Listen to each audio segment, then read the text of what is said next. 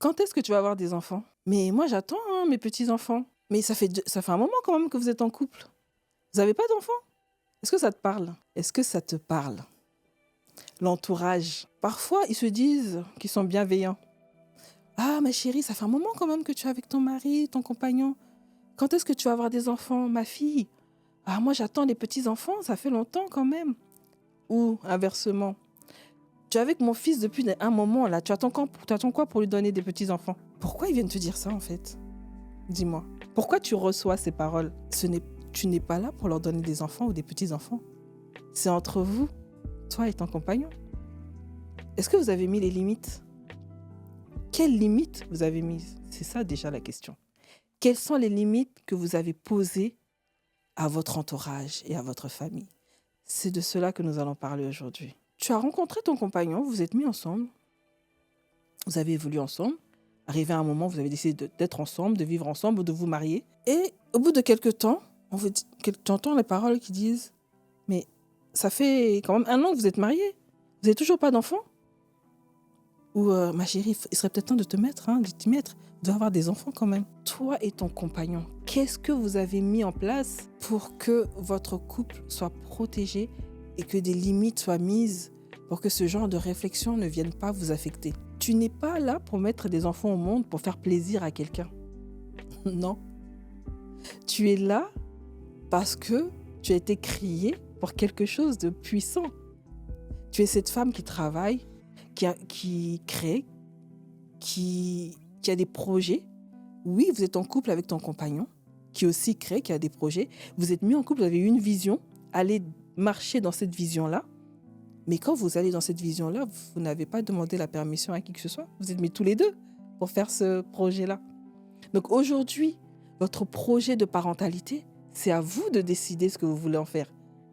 Donc, avec ton compagnon, quand tu t'es installé, vous êtes installé, vous avez dit, je ne sais pas, on va profiter de la vie, par exemple, voyager, voir le monde. Il y a tellement de pays à découvrir sur cette terre. Vous avez décidé de faire des projets, créer des sociétés, acheter des maisons, je ne sais pas, investir dans l'immobilier, dans les voitures.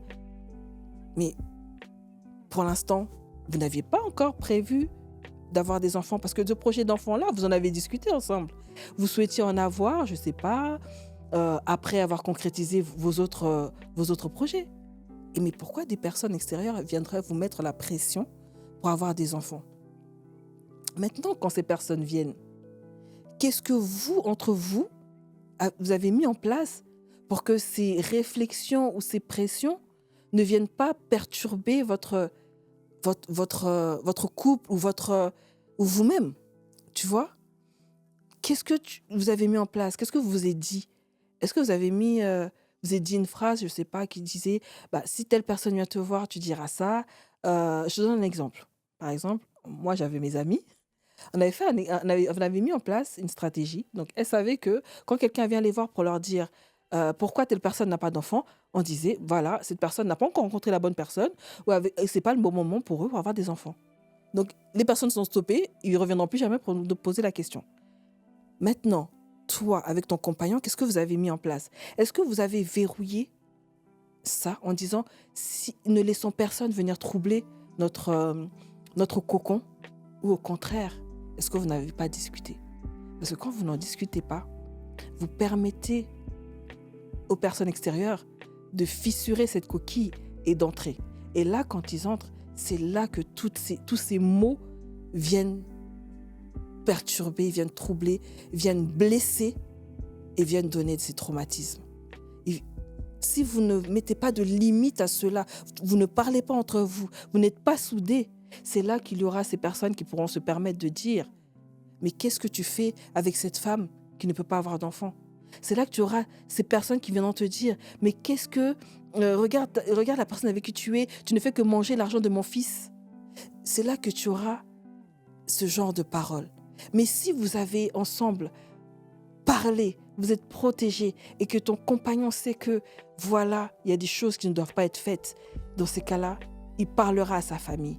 Et sa famille saura comment te parler. Il parlera à ses amis. Ses amis sauront comment te parler. Et inversement, toi aussi, tu sauras parler aux tiens. Parce que même si l'entourage, qu'il soit bienveillant ou malveillant, ces propos-là restent toujours blessants. Donc il faut savoir recadrer les personnes autour de soi pour leur dire oui, effectivement, nous sommes aujourd'hui dans ce désir d'enfant, ou nous ne sommes pas encore dans ce désir d'enfant, mais il faut savoir recadrer les personnes qui viendront envahir votre espace commun. Donc aujourd'hui, il faut délimiter. Maintenant, toi, tu vas me dire oui, mais il a parlé à sa famille. Mais il a parlé à sa famille, tu n'étais pas là. Et sa famille continue toujours de venir te le dire en face et devant lui. Pourtant, il a parlé à sa famille. Ou toi-même, ta famille viendra parler à ton mari ou à ton compagnon. Mais tu leur as parlé aussi. À un certain moment, avec respect et bienveillance, il faut savoir parler à sa famille ou à ses amis ou à son entourage en face de ton compagnon.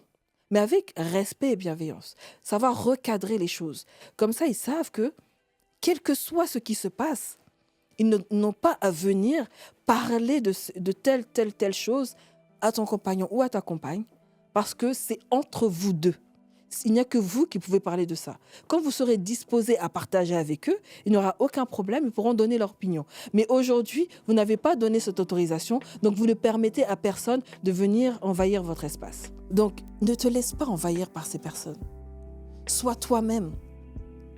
Comme je disais au départ, restez entre vous et continuez votre vie. C'est le plus important aujourd'hui. C'est le mental.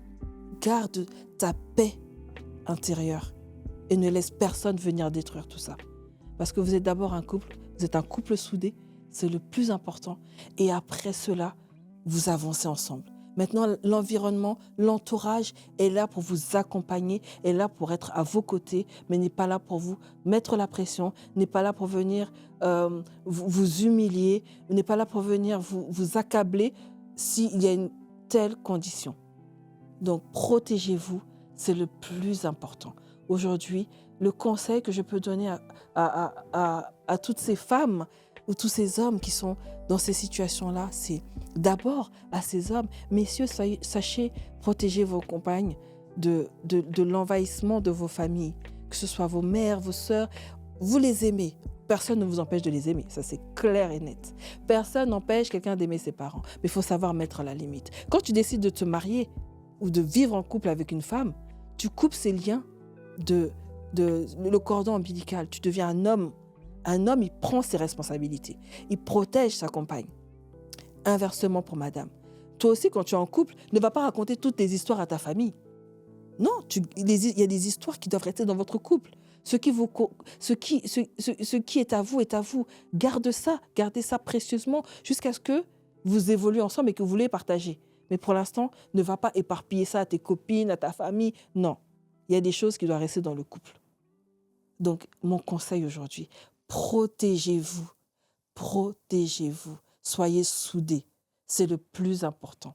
Ne laissez pas l'environnement venir détruire votre couple.